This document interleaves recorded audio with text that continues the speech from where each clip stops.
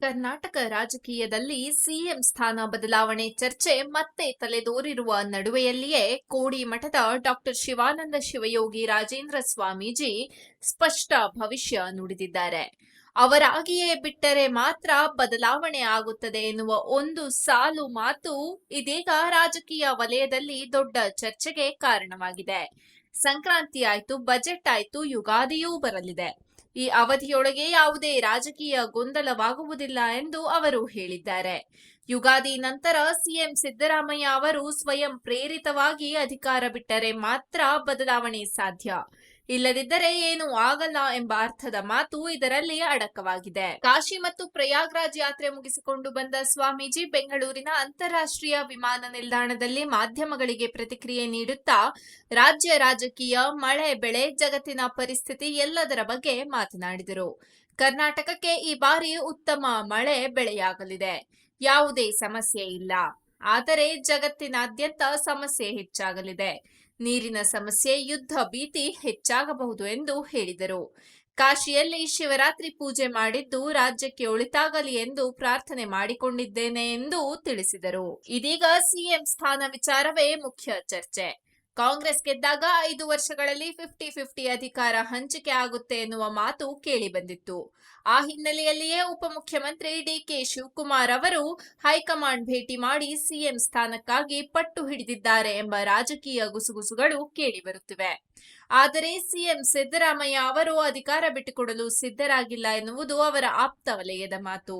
ಇಂಥ ಸಂದರ್ಭದಲ್ಲಿ ಬಿಟ್ಟುಕೊಟ್ಟರಷ್ಟೇ ಆಗುತ್ತದೆ ಎಂಬ ಕೋಡಿಶ್ರೀ ಮಾತು ರಾಜಕೀಯದ ರಂಗದಲ್ಲಿ ನಡೆಯುತ್ತಿರುವ ಬೆಳವಣಿಗೆಗಳಿಗೆ ಹಿಡಿದ ಕನ್ನಡಿಯಾಗಿದೆ. ಸಿಎಂ ರೇಸ್ನಲ್ಲಿ ಕೇವಲ ಡಿಕೆ ಶಿವಕುಮಾರ್ ಮಾತ್ರ ಅಲ್ಲ, ಸತೀಶ್ ಜಾರಕಿಹೊಳಿ ಹಾಗೂ ಜಿ ಪರಮೇಶ್ವರ್ ಸೇರಿದಂತೆ ಹಲವರ ಹೆಸರುಗಳು ಕೇಳಿಬರುತ್ತಿವೆ.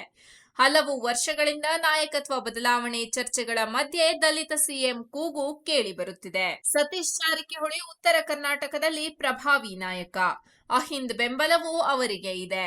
ಜೊತೆಗೆ ಜಿ ಪರಮೇಶ್ವರ್ ಹಿರಿಯ ನಾಯಕರು, ಅವರು ಕೂಡ ಅಹಿಂದ್ ನಾಯಕ, ಅವರ ಅನುಭವವೂ ಅಪಾರ. ಮತ್ತೊಂದು ಕಡೆ ಡಿಕೆ ಶಿವಕುಮಾರ್ ಒಕ್ಕಲಿಗ ಸಮುದಾಯದ ಬಲಿಷ್ಠ ನಾಯಕರು, ಸಂಘಟನೆ ಹಿಡಿತ ಗಟ್ಟಿಯಾಗಿರುವುದು ಅವರ ಪ್ಲಸ್ ಪಾಯಿಂಟ್. ಆದರೆ ವಾಸ್ತವದಲ್ಲಿ ಹೆಚ್ಚು ಅವಕಾಶ ಯಾರಿಗೆ ಅನ್ನೋದನ್ನ ನೋಡಿದರೆ ಹೈಕಮಾಂಡ್ ವಿಶ್ವಾಸ, ಶಾಸಕರ ಬೆಂಬಲ, ಪ್ರಾದೇಶಿಕ ಸಮತೋಲನ, ಈ 3 ಅಂಶಗಳು ಮುಖ್ಯ. ಈ ಅಂಶಗಳಲ್ಲಿ ಡಿಕೆ ಶಿವಕುಮಾರ್ ಮುಂಚೂಣಿಯಲ್ಲಿದ್ದಾರೆ ಎನ್ನುವ ವಿಶ್ಲೇಷಣೆ ರಾಜಕೀಯ ವಲಯದಲ್ಲಿದೆ. ಆದರೆ ಸಿದ್ದರಾಮಯ್ಯ ಸ್ವಯಂ ರಾಜೀನಾಮೆ ಕೊಡುವ ಪರಿಸ್ಥಿತಿ ಬಂದಾಗ ಮಾತ್ರ ಈ ಸಮೀಕರಣ ಬದಲಾಗುವ ಸಾಧ್ಯತೆ ಇದೆ.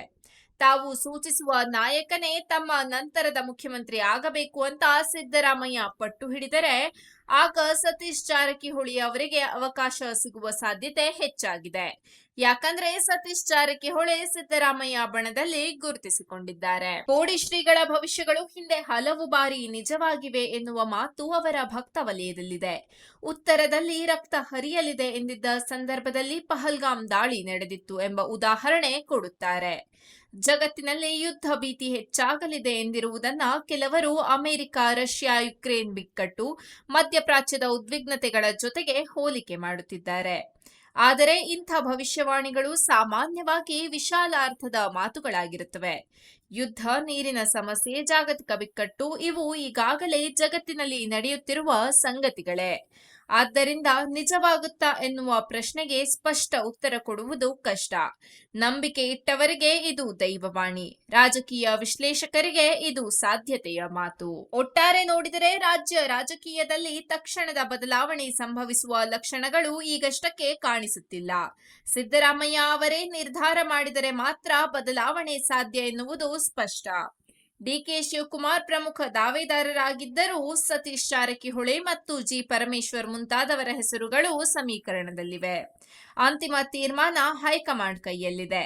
ಕೋಡಿ ಶ್ರೀ ಹೇಳಿದಂತೆ ಯುಗಾದಿ ನಂತರ ಏನಾದರೂ ತಿರುವು ಬರುತ್ತಾ ಅಥವಾ ಇದೇ ಸ್ಥಿತಿ ಮುಂದುವರಿಯುತ್ತಾ ಅನ್ನೋದು ಮುಂದಿನ ಕೆಲವು ತಿಂಗಳುಗಳಲ್ಲಿ ಸ್ಪಷ್ಟವಾಗಲಿದೆ. ರಾಜಕೀಯದ ಗಡಿಯಾರ ಟಿಕ್ ಟಿಕ್ ಅಂತಿದೆ. ನೋಡೋಣ ಮುಂದೇನಾಗುತ್ತೆ.